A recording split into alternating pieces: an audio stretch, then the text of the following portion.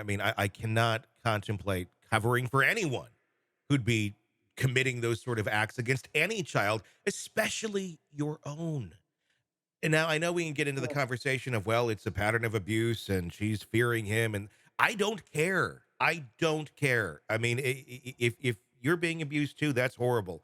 You're still a parent. This is your innocent child.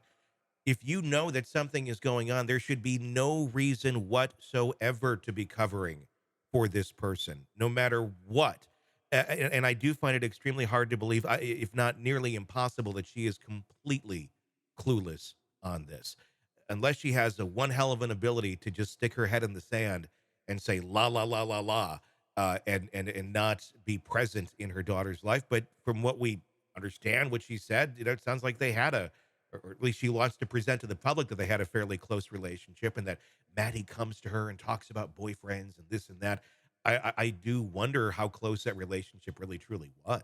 I totally agree, Tony. It just doesn't make any plausible sense. And like I said, in terms of just historical sense of cases, it just doesn't happen. The mom Mhm. typically knows, especially this isn't some sort of 10,000 square foot mansion where they all lived in different parts of the house. This is something that would have been happening right under the nose. You know what it reminds me of a little bit, But Tony? Kayla Montgomery. yeah, And I say this because I think it is very plausible and feasible that this mom was controlled. But let's look at the history in terms of Stefan, at least based on what others are saying that went to school with him, hmm or I shouldn't say school, that knew him growing up because they were both homeschooled, this hmm person that's coming out and speaking, right? Saying he actually, and this is gross, collected his own semen in a bottle, carried it around. Okay, that is weird. yeah. Window peeped on this person's mother and got caught, and actually almost got shot by the father because, he didn't know it was somebody he knew until he approached him. If only he was So, a better shot. and well, at the time I was listening to this friend of the past speak, I thought, geez, maybe a little 13-year-old life could be saved. Yeah.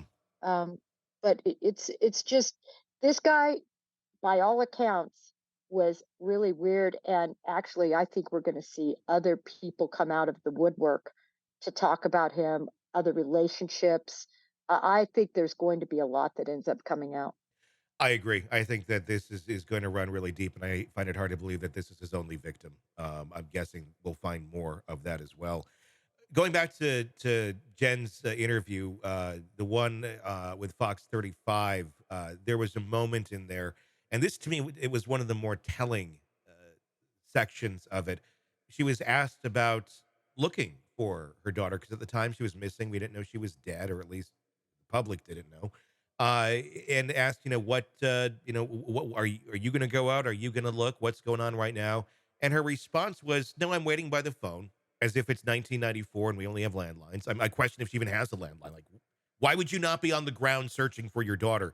But even more so when it was said they're looking over in this area that's wooded by the river, and they have a piece of her clothing and dogs are searching.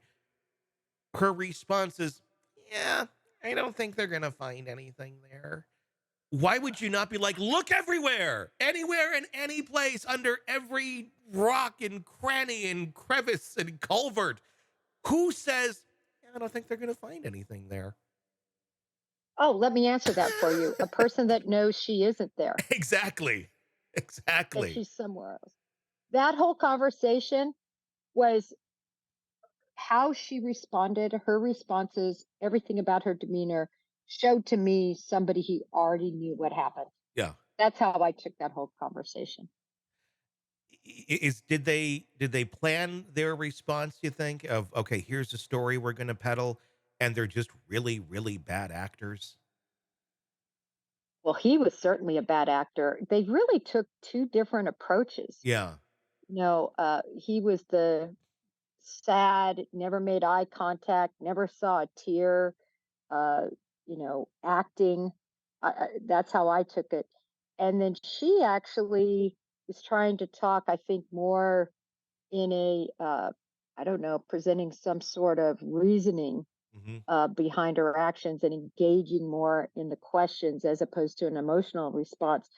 So I don't know if it was particularly planned. I think it was just their different approach to responding to a circumstance they already knew the answers to. Yeah, yeah, without a doubt. It's uh, just disturbing that that could continue on. And there was footage, especially if they both knew that she was dead, which it does appear that way. Again, neither of them, or she hasn't been charged. He's been charged as of right now with what was found on his phone. But them hugging and holding each other through this. If you knew that he killed your daughter, how are you sitting there hugging him? Or did she not know? Or is she still oblivious to this, or has her head in the sand and thinks something else happened? Or maybe there was an accident of some sort. And then, oh God, we got to play this role so we don't get in deeper trouble for abusing our child. Well, I think you sum it up well, and then add to it Kayla Montgomery. I'm going to refer to her when Yeah. she says on the stand words to the effect, "I still love him," or "I Yeah. still want to be with him," or something like that. These people put their own personal, the attention they seek, the quote unquote love they have, the relationship they have with that other person, well ahead of the children that are involved in their relationships. And I think we're seeing that again Yeah. with her reactions and her responses. It was hard to watch, Tony. I just tried to take notes and write down the words that were said and how they contradicted, but the overall feel was they didn't care a lick about Madeline Soto. Hey, it's Tony Brueski. If you like the podcast, be sure to like, subscribe, and press that bell so you don't miss any of our updates on the cases we're following for you right here at the Hidden Killers podcast from True Crime Today. And thanks